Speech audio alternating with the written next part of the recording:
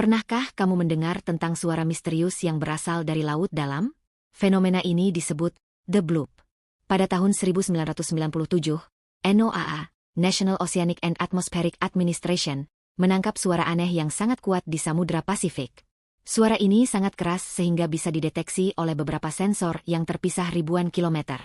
Para ilmuwan awalnya mengira suara ini berasal dari makhluk laut raksasa yang belum dikenal.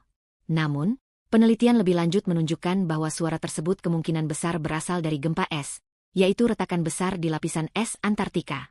Meskipun demikian, misteri The Bloop tetap menjadi salah satu fenomena paling menarik di lautan. Apa pendapat kamu tentang suara ini? Apakah ada kemungkinan makhluk raksasa di laut?